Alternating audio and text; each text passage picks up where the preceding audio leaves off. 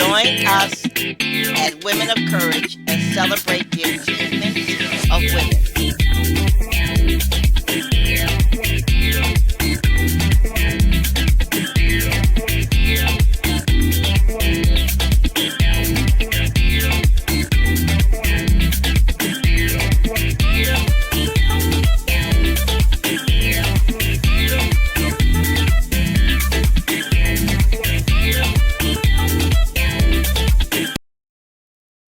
In the upcoming months, I am going to change our format significantly. This year, we will exhaust three subjects: breast cancer in black women, voting, and the subjects for black men. Each of these ideas and subjects is essential for the black community. Our survival depends on the health of black women, our willingness to vote, no matter what, and the fortitude and determination of black males to develop. We might as well face it. The survival of any community depends on the mental and physical health of both the female and male. Children need both their father and mothers, and the community needs happy, substantial families to survive. No culture can survive without either. I want you to join me in our discussions. I want women to realize that the survival of their children is the only proof that they ever existed. Think about what I just said.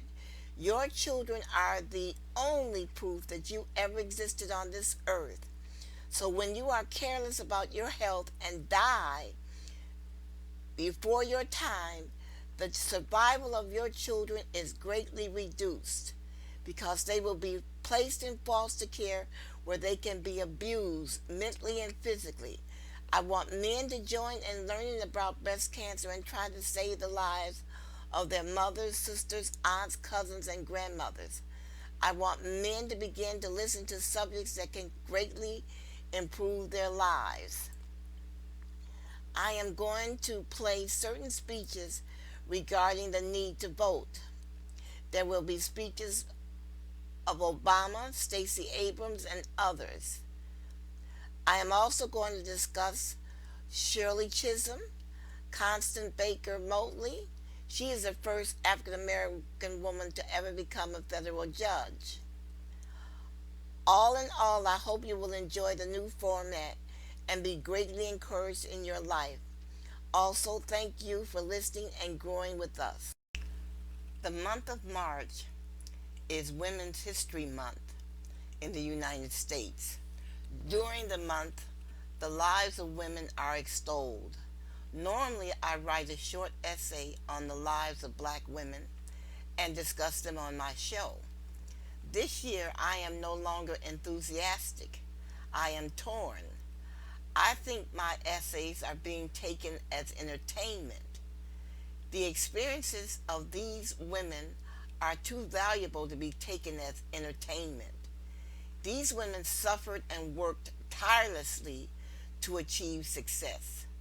I want my efforts to change lives. I want women to see, and I want men to see, possibilities.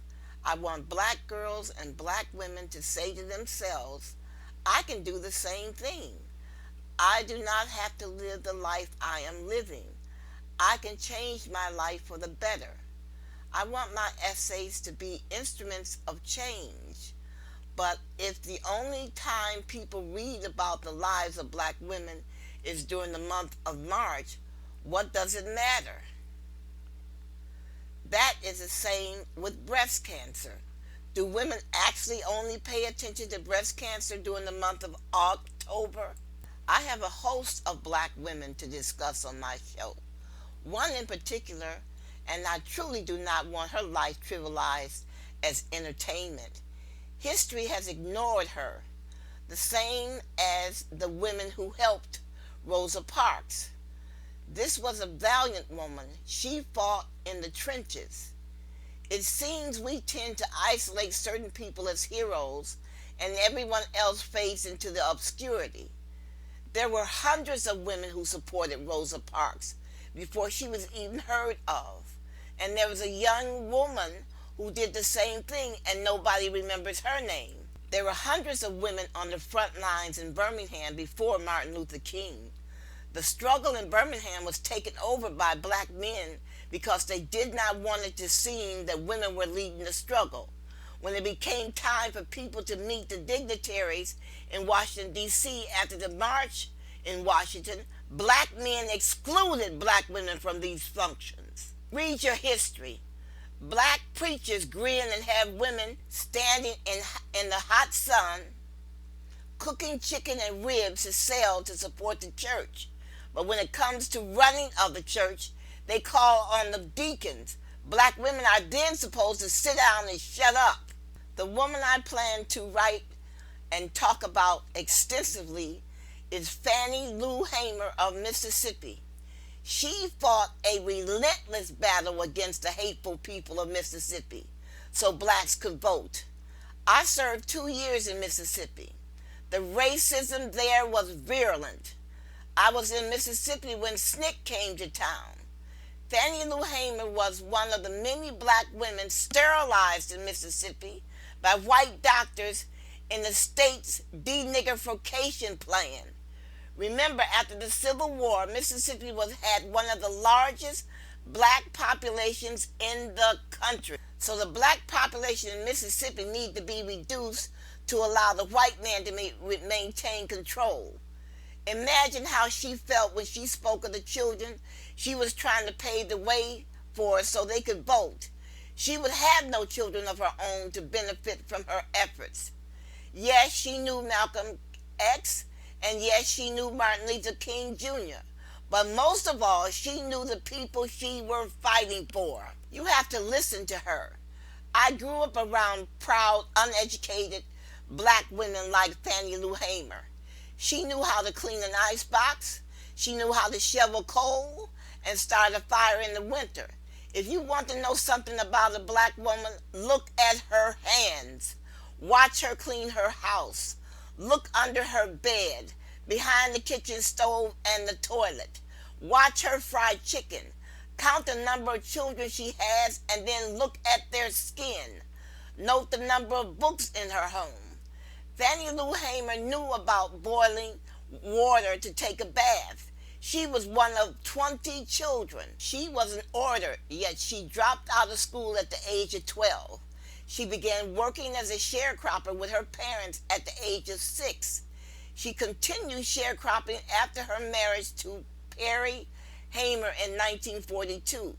She had the courage to stand up in front of thousands to tell them what was on her mind, to instill hope in their hearts, and to sacrifice for them. She once said, "Until I am free, you are not free either."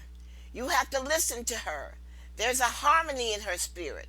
Yes, she was tough and fiery, but she had resolve that would be hers for the rest of her life. She knew she would die fighting. She knew she would never relent. What makes me so angry is that we lost this woman at the age of 59 to breast cancer, the number one killer of black women, second to murder. During this show, I'm going to play certain speeches that Fannie Lou Hamer gave to the public. Thank you very much, Martha Smith. I don't know whether I'll have to holler or not because I'm just used to talking loud. So I don't have too much trouble having to carry my voice. But with this kind of introduction, Martha Smith is a very good friend of mine. I remember going on educational television with Martha about 2 years ago here at the university in Wisconsin. And honest to God, this woman tickled me to death. You know, I had all kinds of trouble. But she just brought all of that out, and for a while I could relax just doing this show with Martha Smith. I would like to say this is a beautiful audience out here to me this afternoon because I always like people. A couple of weeks ago I was doing a show in New York City for NBC in the role of a black woman, and somebody asked the question during the time we was on this panel, how did I feel talking to a lot of people? I said, I feel like I always feel because I know out there in front of me is just some little folks. You know, so you don't have to worry about other people. No, you get up and tell them the truth. Now, you might be expecting me to have a long essay written down that I would have to use my glasses every 5 minutes and miss where I left the other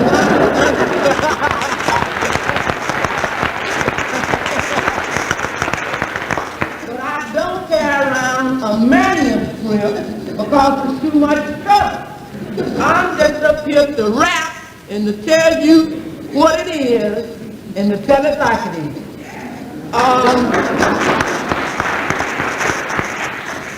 As Martha said, I was born 53 years ago in Montgomery County. Now, Mississippi, you heard about this twister the other week, but it was already a disaster area before the twister. And it's been a disaster area 53 years. I know, and people older than me said it was a disaster area before then. I was born 53 years ago to Mr. and Mrs. Jim Townsend. And I am the 20th child. And so help me God, I respect my mother so much that they didn't have them birth control pills. Because if they had had them, I probably wouldn't be standing here today. So as I made that narrow escape to be here, I fight for the other kids too to give them a chance. Because if you give them a chance, they might come up being Fannie Lou Hamers and something else. But during the time I was a child, my education was very limited because I had to start work when I was 6 years old. I remember one day I was playing beside a gravel road and the landowner asked me could I pick cotton. And I told him I didn't know.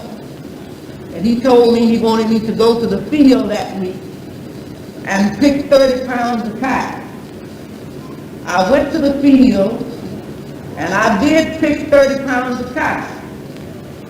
But the next week I was packed 60 pounds of cotton.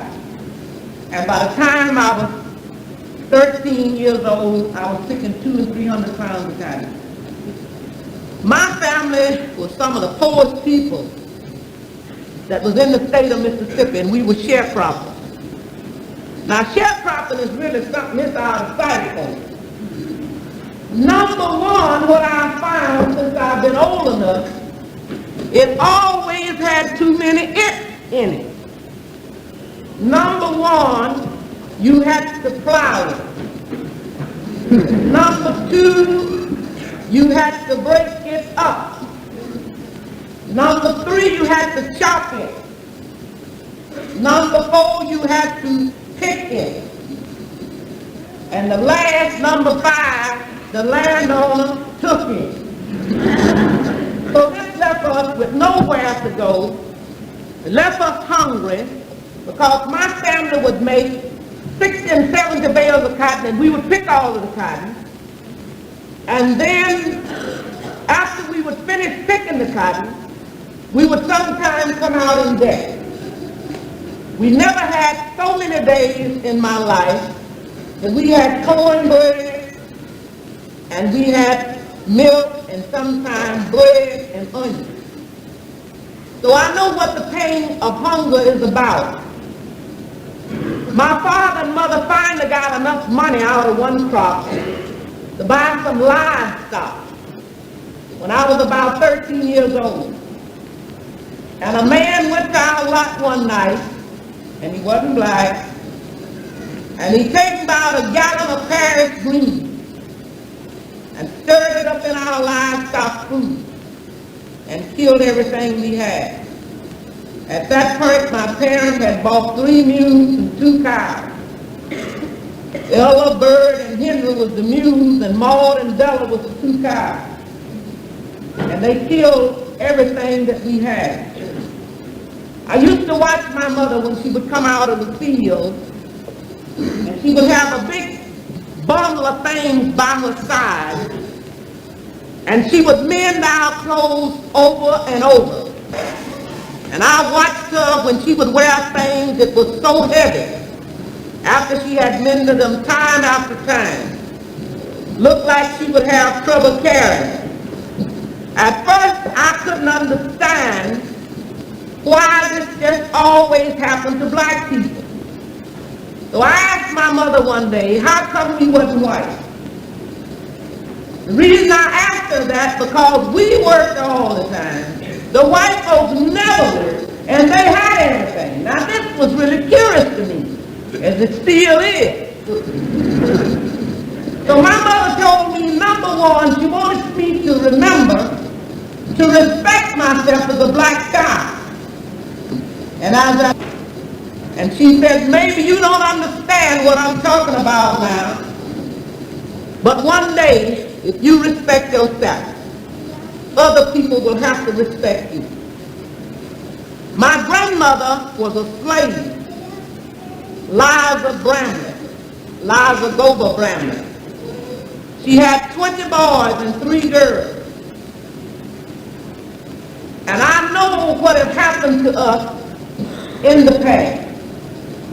But after I become about 13 years old and find out how mean that people could be to people, I said that I was going to do something about what was happening in Mississippi. So that's the reason I become involved in politics in 1964. But it had been other things in my life that I had done that some of the white people don't know that I've done yet. Because number one, I always had to work at their house. So they would tell me that I couldn't eat with them, or I couldn't bath in their tub. So what I would do was eat before they would eat and bath when they was gone.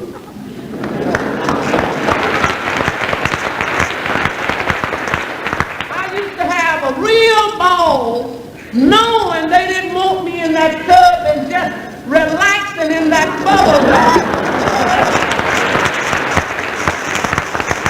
And then I would fill up with everything they put on them and walk out, and they couldn't spell mine because they had the same thing on them.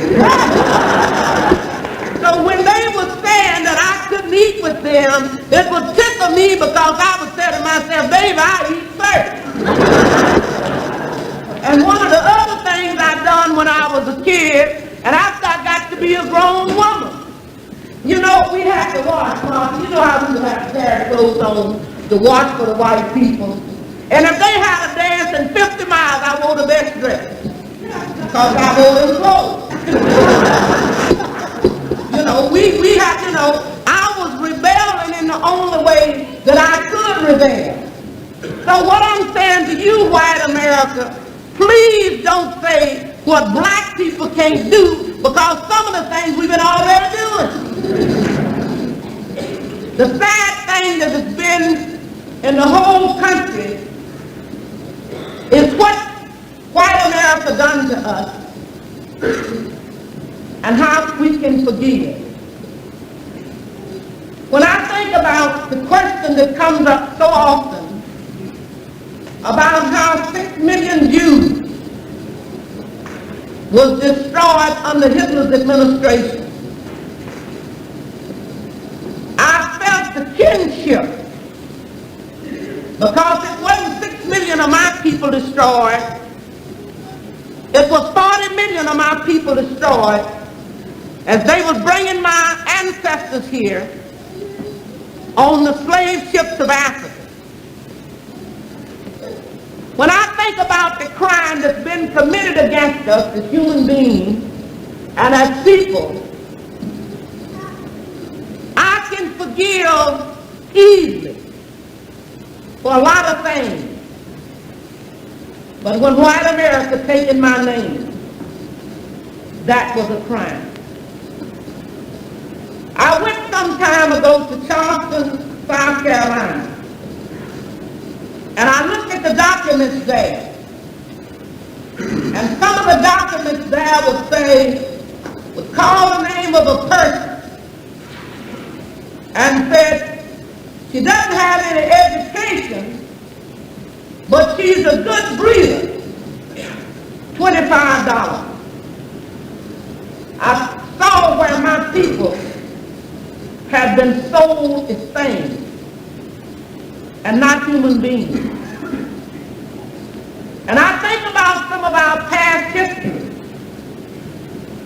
When you never taught us, white America, that it was a black doctor that learned to save blood plasma to give a blood transfusion. You never taught that in the institution.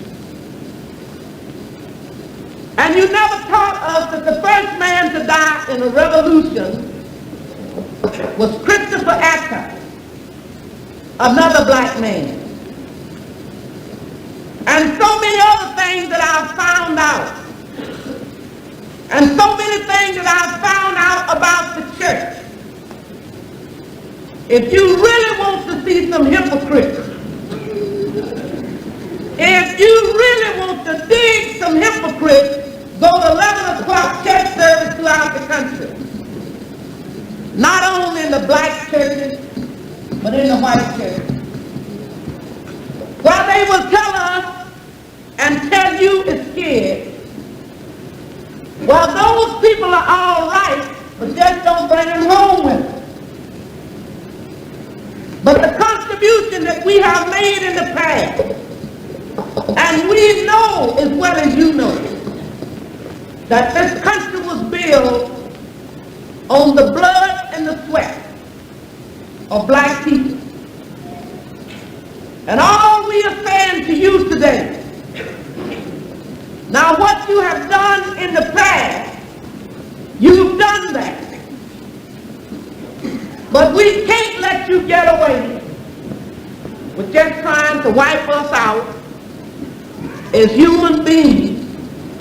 And some of the black folks have got so confused, they talking about setting up 7 states with us, which I refuse to let them do. Setting up 7 states with us, and one night the White Citizens Council and the Ku Klux Klan and the virtues which you have here could wipe us out. And I'm not going in 7 states by ourselves. We plan to be in this country with you, whether you want us here or not, and we plan to make this a better place for all the citizens, both black, red, white, and brown, and we want you to understand.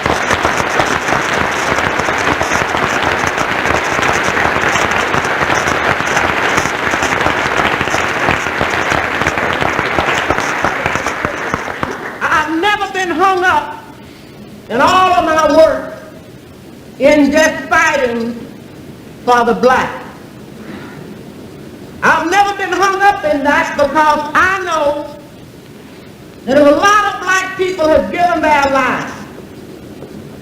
But I also know it was people like Andy Goodman, Michael Swerner, and James Chaney that gave their lives in the state of Mississippi, that all of us would have a better chance.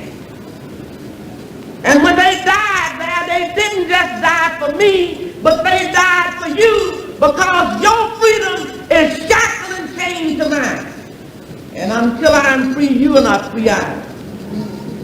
And if you think you are free, you drive down through Mississippi with your Wisconsin license plate, and you will see what I'm talking about. These are the kind of changes that we have to have. And these are the kind of changes that we are going about. In 1964, when we went to the Democratic Convention in Atlantic City and challenged the seating of the representatives of the delegation from Mississippi, when they turned us down and told us to accept 2 votes at large, I told them at that time, 68 people was there in that delegation, and all of us are tired. In 1968, we came back to Chicago, and we won our seat. 64, I was in the convention, out of the convention, wishing I could go in. In 1968, I was in there wishing I could get out.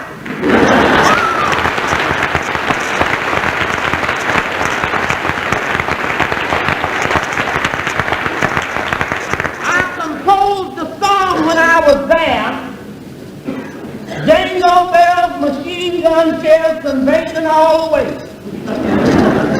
Because I had never in my life seen in the land of the free and the home of the brave, which we have translated in Mississippi as the land of the tree and the home of the grave. I have never seen a convention that had to be held with fixed bayonets with rifles. That means they would stick you if you stand there and shoot you if you run. I was in that convention and I made for some of them guys they had trailing me, I made their lives miserable. I don't know what he's, FBI, a Central Intelligence Agent, or what the hell he was, but he was there. Seeing what happened all my life, I've been behind white people and I watched. See, that's why you made your mistake, white America. You put us behind you and we watch. Now we know you and you don't know us.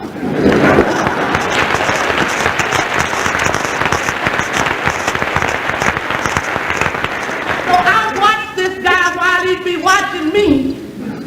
And whenever I got ready to dodge him, I'd put this dodge to him. And they must have told him, you better not let her get out of your sight. Because this little man had some of the stabbing little blue eyes, and he'd be ducking through that convention, I'd be standing on land. And after I would just let him go through total hell, I would step out where I could see him, and you could just see him just release all of it.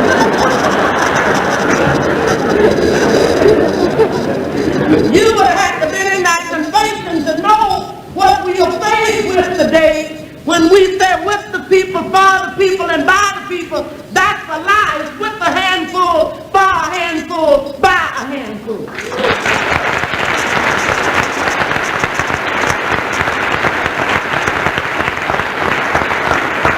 Because I know sometime when some of the votes would come up and they said all in favor of so-and-so happening, say aye. 10 people would say aye. That the contrarians said nay. 500,000 said no. They said I'll have it and so is carried. Some things. But we hadn't given up because with the young people of today, we are going to make democracy a reality for all of the people. And I don't want you telling me to go back to Africa unless you're going back where you come from.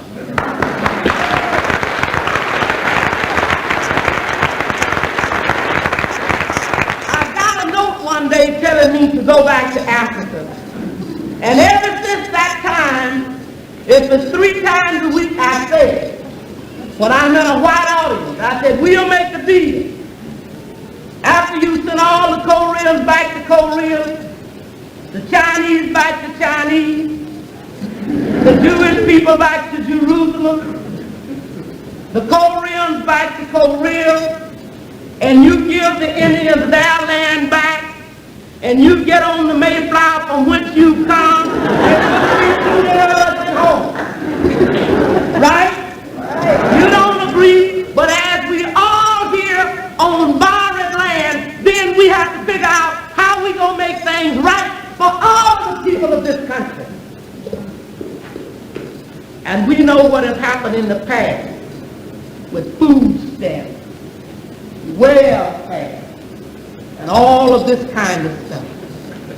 And it's not only in the South, it's up South and down South,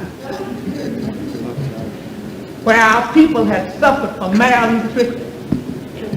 One of my daughters stayed in the hospital 6 weeks, suffering from malnutrition. And I remember other things with other people where kids literally starved almost to death.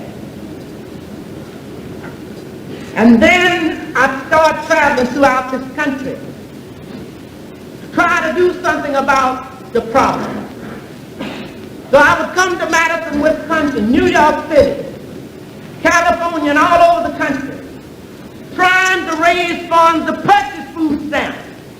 But the real crime, I think it's a crime, that if a man and woman is hungry, that they have to pay for the food stamps when thousands of people in the state of Mississippi have made less than $500 in 1970. So one day a man called and said he had some land. He had 40 acres of land and he wanted to sell the 40 acres. So I called a very small organization here in Madison, Wisconsin called Measure for Measure. Martha Smith is a part of that organization. Jeff Goldstein, Sarah Broccoli, and it's a small organization. But I called them and told them about the 40 acres of land. And if we could get the 40 acres of land to grow our own vegetables, and to grow our carrots, and to grow our pork, we could wipe out hunger in Sunflower County. I called another friend of mine who was at Harvard University in charge of the political science there, and he also started raising money too. We finally succeeded in getting 40 acres of land. And this land is all organized and founded in '69. It's called Freedom Farms Cooperative. Last summer we fed a lot of people there. But then we needed more land. So it was a man told me one day that he would sell 640 acres of land. And you know, it was just like I've been hearing in the past that, oh, it ain't nothing to that. We might get $2 or $3, but we'll have to try. Last April, we were able to put $20,000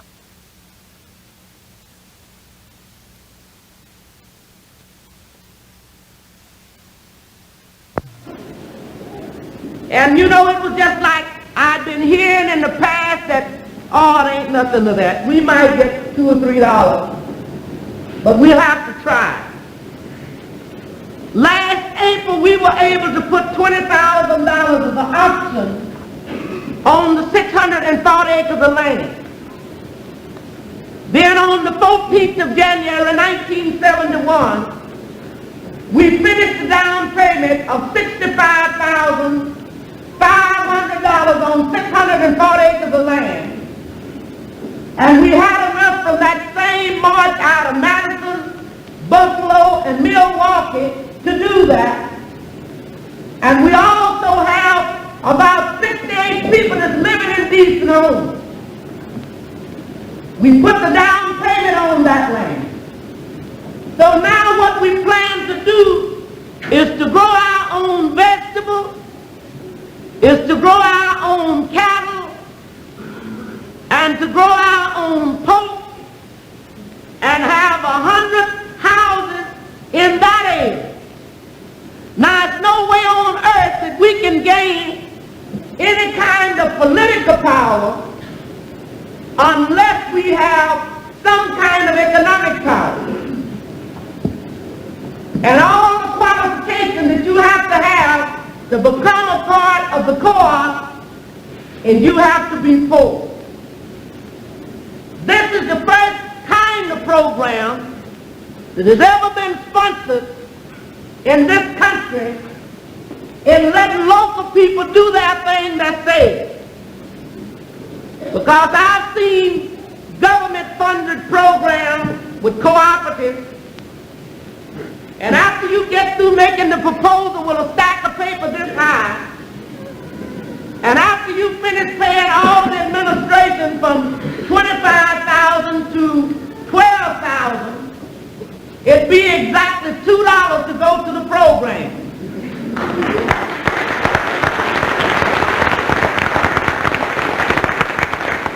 The only person that's paid at this point is the secretary.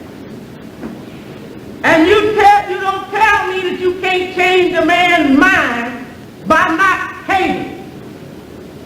We have gone through all kinds of pressure. But I refuse to hate a man because he hates me. Because if I hate you because you hate me, it's no different. Both of us are miserable. And we're going to finally have something hated.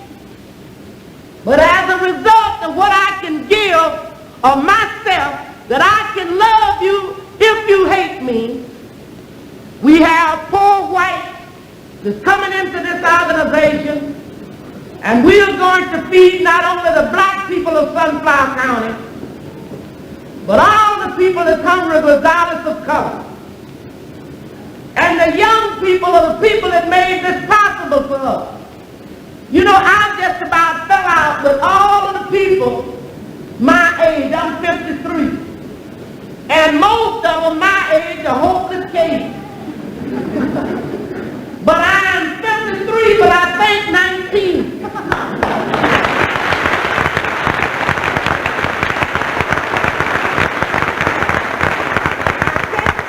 Sometimes when I'm talking to the young people, and they talking about how old people can't relate to them, I say, you're not kidding. I don't understand what's wrong with those people. Because I'm not going backwards. Every step I'm going forward. And it's been a sad thing that happened in Mississippi recently. We had a twister that hit several counties in the state of Mississippi. The Red Cross came, and after they was there 2 days, I told them if I go to heaven and see the Red Cross sign, I would tell the administration to let me go back home. Because they were a hopeless case. People are suffering because it didn't just only kill people, but it's people now that want to put the trailer houses where they don't have any kind of sewage. But you got to care enough to do something. Because what you do here in Madison, Wisconsin, at this university, you're not only doing this for us in the South, but you're doing it for yourself.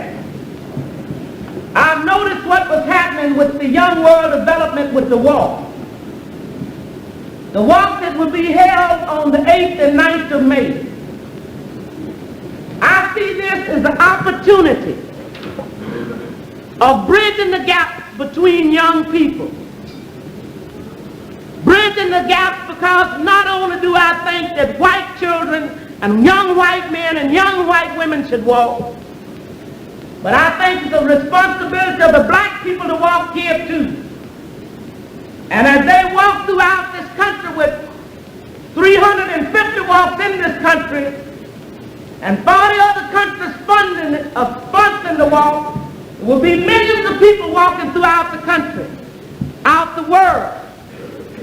Because one thing I find out, that it's not only hunger in the state of Mississippi, but 2/3 of the people in the world are hungry. And we have to be concerned. And you have to be concerned here. Because we know with the administration that we have today, it's not too many people going to eat. But I want you to know one thing. That President Nixon wasn't no fool when he got Agnew. Because that's his safety. Nobody is going to hurt President Nixon to leave us standing with Sparrow Agnew.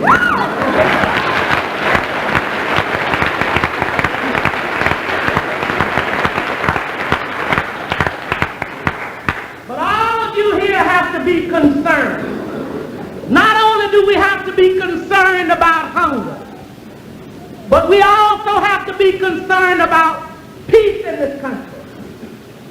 You know, it's something strange to me when they tell me that we are over there in Vietnam, fighting for the rights of people to elect their government, and all of this kind of crap, with Eastern and Senate helping to make policies when we can't do it in Mississippi.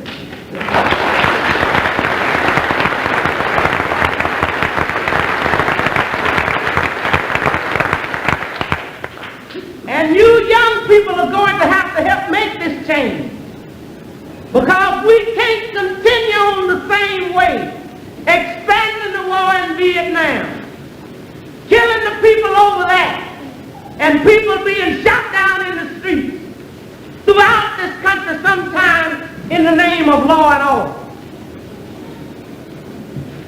I've been to jail, and I've been beaten in jail till my body was hard as metal. And I've been charged with disorderly conduct and resisting arrest. And there's a lot of other young people throughout this country that has been beaten down. But I want you to know something in this audience today. A house divided against itself cannot stand. A nation divided against itself is on its way out. We are going to have to stand up and make demands that will make this country worthwhile. Because I have trouble today, and I've had trouble in the past few years. When I got out of jail and couldn't hardly sit down, and a man carried me to see the Statue of Liberty, and a woman standing with a torch and facing another problem. I told the man that I was riding with that day, I said, I would like to see this statue turned around to face her own problem, and to touch out of her hand with her head bowed, because we have as many problems in this country as they try to purchase another country. I can't stand today not with dignity and sing the national anthem. Oh, say can you see by the dawn's early light what so proudly we hated. Poor oppressed people throughout this country don't have anything to hate. And I just sing it in my own way when I have to stand and sing that song. Because you know as well as I know that America is sick and man is on the critical list. And when people can be shot down at a college like Kent and a college like Jackson State College by people that's dodging the arms, it's something very wrong.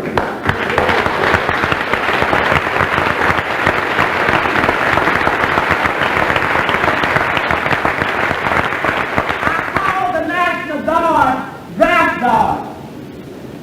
Not only have they dodged being drafted, but they was caught looting in southern Mississippi after the storm. We have to work to make this a better place. And we have to deal with politics and the history of this country that's not in the book. You know, we've been reading about what was in the book. You know, about Columbus discovered America. And when he got here, there was a black brother that worked up there and said, let me help you, man. And there was some Indians here too. So how could he discover what was already discovered? The education has got to be changed in these institutions.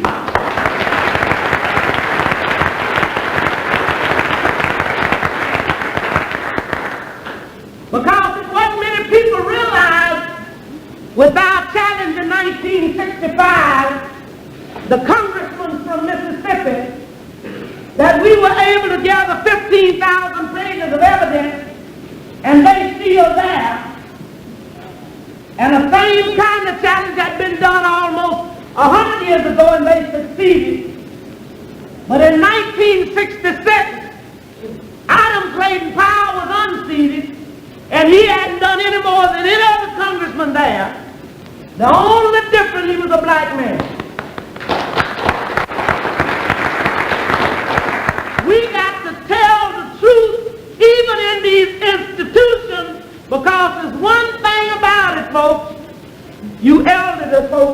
nowadays is almost hopeless.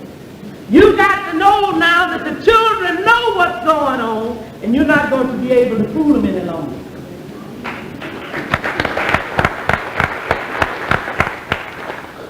Before I close, I would just like to say that I believe in God.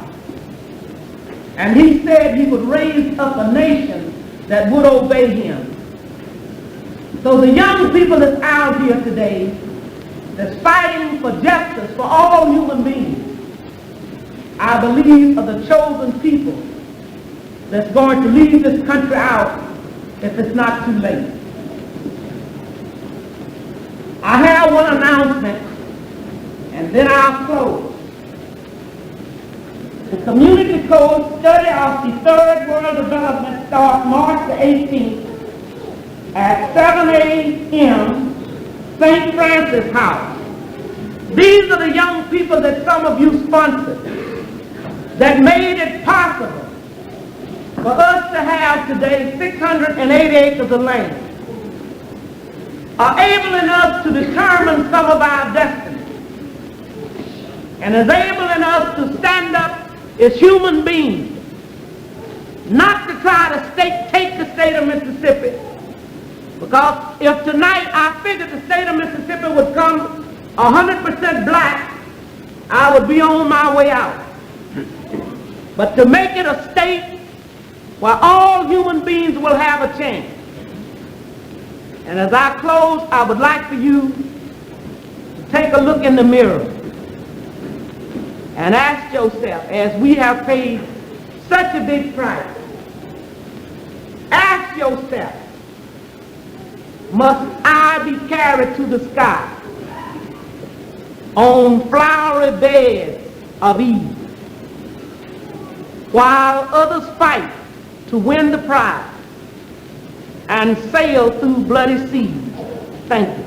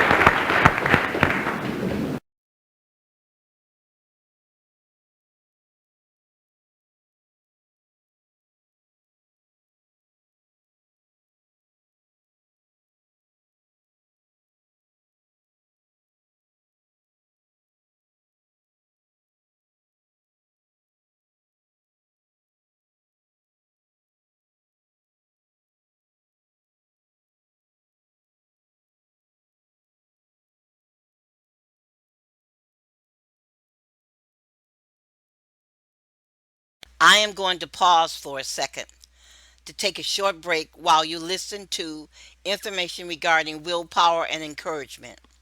It is all a matter of learning new behaviors. And please remember, it is easier to build strong minds than to repair injured people. What I said is a modification of a quote by Frederick Douglass. He said, it is easier to build strong children than to repair broken men. Now for my break. For the past 2 months, I have discussed breast cancer in Black women. Recently it occurred to me that I had not heard from males in the area. Not one man had written or called me for information on breast cancer, nor has any male volunteered to help our breast cancer campaign. This caused me to wonder why. I hope the answer is not that males think breast cancer is a woman's issue. It's not. It's a family issue. It's a marriage issue. It's a community issue. It is an issue that concerns us all. The loss of one member of our community is devastating. Everyone is affected by the death, either directly or indirectly. The death of a parent can lead to angry children and devastated husbands. The death of a parent can lead a child to criminal behavior. Breast cancer is serious business, not just because of the death, but because of the aftermath, the horror breast cancer leaves behind. This is why, as a community, this disease must be fought at all costs by all of us. You have mothers, sisters, cousins, aunts, grandmothers, great-grandmothers, and granddaughters all at risk for breast cancer. Yes, women die of other diseases, but breast cancer is the most insidious disease of them all. I noticed I have not seen one man download the PDF file, Black Women and Breast Cancer, and send the file to any of his female relatives or friends for that matter. Why? You are concerned. So I would like for you to participate with me. Go to https://nisv.info and download the PDF file Black Women and Breast Cancer and send it to 5 of your friends. Also, please sit down and read the booklet. It's filled with information. One of the most important things about the disease is that we understand it. By understanding the disease, we can ask more informed questions of our doctors. Do you know how many people die or are injured each year because they take medication improperly? There is a reason why pharmacists insist on putting warning in our medication. This is why it's important that you learn to read. Medication errors are a problem with people who cannot read or are afraid to ask their doctor questions because they don't want to appear stupid. When you go in to see your doctor, it's not your job to try to impress him or her. You want their talents to impress you. So if you don't understand something, say so, and ask all the questions you need to feel comfortable taking your medicine or understanding your illness. The same with your pharmacist. Ask him or her questions until you feel comfortable taking your medication and you know how to take your medication properly. I received a medication in the mail. I did not know how to take it. I read the directions, but it was not clear to me how to take the medication properly. I was truly frustrated because I knew I was a competent reader. I drove down to the VA medical center and asked the pharmacist to show me how to take my medication.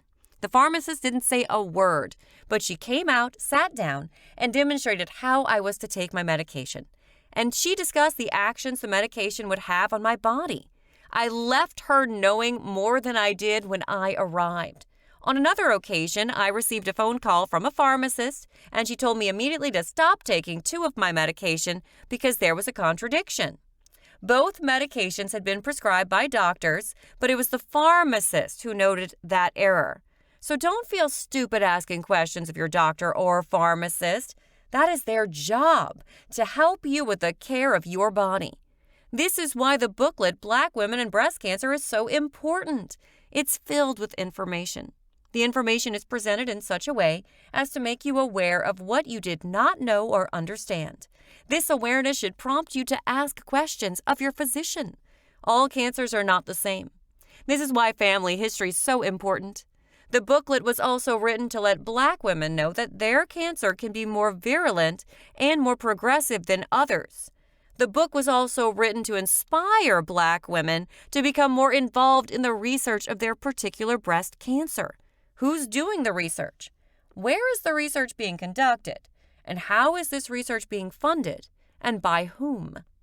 I believe we can have a significant breakthrough with cancer if Black women become more aggressive in funding research. Join us to support our campaign by purchasing a book. See our advertisement. We have great gifts for men. One moment in time can change everything in your life. When you agreed to purchase the books The Prayer Jar and The Woman I Want to Be to help save someone's life, you are actually helping yourself. No one knows when they will be diagnosed with breast cancer. So help yourself and others by purchasing a book at the WHPR Studios at 160 Victor Street in Highland Park, Michigan. We thank you for your support. The proceeds will help us in our year-long campaign. It is my goal to get every able-bodied Black person in the state of Michigan out to vote in every election that is held now and into the future. Therefore, I am dedicating 4 shows to the discussion of Hattie Lou Hamer, the most staunchest voting advocate we have ever had. Do not forget this woman. Tell your children about her, and please share these videos of her with your friends and families all over the country. Thank you for your help in my journey of getting Black people out to vote. Thank you. Dear listeners, help us save a life. Stop breast cancer from taking lives. Will you assist us in putting the booklet Black Women and Breast Cancer in the hands of a million people? Please go to the website www.touchedbythelight.us and download the booklet Black Women and Breast Cancer. Then email this booklet to 5 friends, asking them to email the booklet to 5 of their friends. We are trying to reach a million women with this information to save lives. The death of one woman to breast cancer from our community is one woman too many. We thank you for your support. This is our moment of hope. We want to end breast cancer. Will you get involved in our year-long campaign to bring the booklet Black Women and Breast Cancer to women all over the country? All you have to do is purchase the books, What You Must Do to Win and Life-Saving Advice, at the WHPR studios at 160 Victor Street in Highland Park, Michigan. The proceeds from the book sales will help us in our campaign. Join us at the Women of Courage show every Friday from 3 to 4 p.m. and every Sunday from 8 to 9 a.m. for information that will change your life. You can also visit us at our website, touchedbythelight.us, for more information. Thank you. If you do not like your life, then change it. Listen to us when we broadcast, and we can help you find a new way.